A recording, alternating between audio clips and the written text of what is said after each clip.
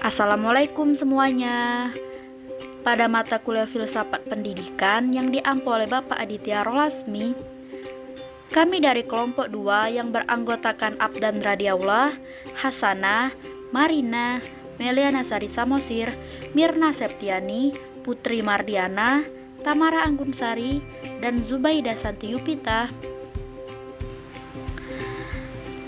akan mensimulasi mengenai filsafat behaviorisme dan konstruktivisme.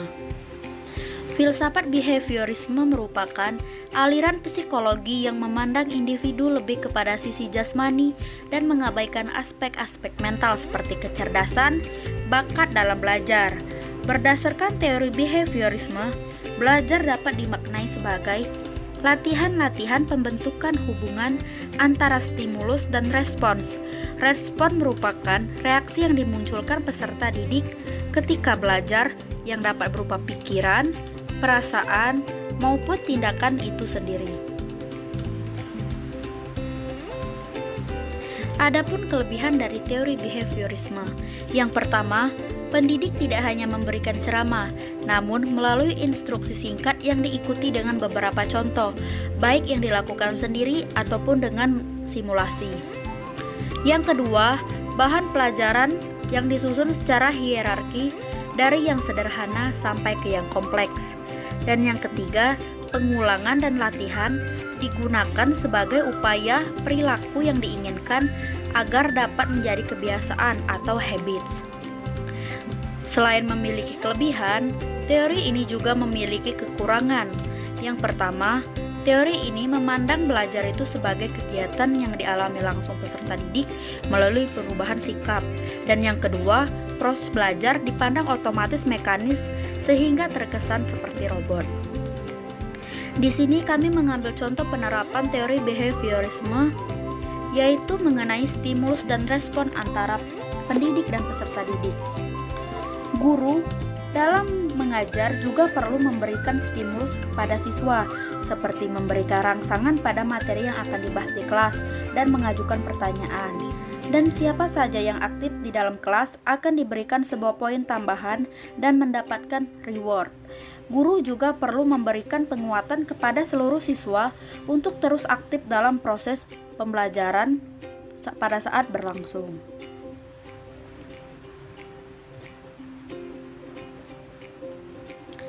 Yang kedua, ada filsafat konstruktivisme. Teori konstruktivisme didefinisikan sebagai pembelajaran yang bersifat generatif, yaitu tindakan mencipta sesuatu makna dari apa yang dipelajari. Teori ini juga memahami bahwa belajar sebagai kegiatan manusia membangun dan menciptakan pengetahuan dengan memberi makna pada pengetahuan itu sendiri. Jadi, inti aliran konstruktivisme dalam pendidikan adalah memberikan penekanan pada siswa untuk aktif mengembangkan pengetahuannya. Siswa harus dapat bertanggung jawab terhadap hasil belajarnya, dengan demikian siswa menjadi lebih aktif dan kreatif. Adapun proses belajar dari teori belajar konstruktivisme, yang pertama peran siswa, yang kedua ada peran guru, dan yang ketiga berhubungan dengan sarana belajar.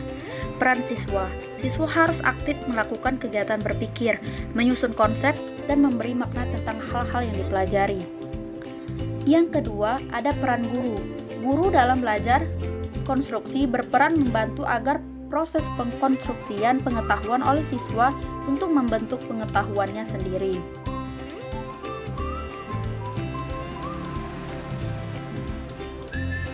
Adapun yang ketiga, sarana belajar siswa.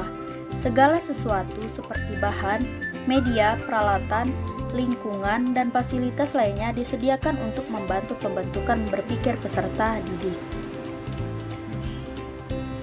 Adapun penerapan pendekatan konstruktivisme di dalam kelas. Yang pertama, kembangkan pemikiran bahwa anak akan belajar lebih bermakna dengan cara bekerja sendiri, menemukan sendiri, dan mengkonstruksikan ilmu itu sendiri secara pengalaman dan keterampilan barunya. Yang kedua, laksanakan sejauh mungkin kegiatan inquiry untuk semua topik.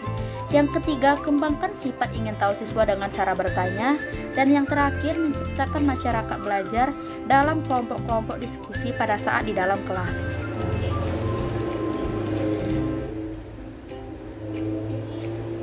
Adapun bentuk simulasi dari filsafat konstruktivisme.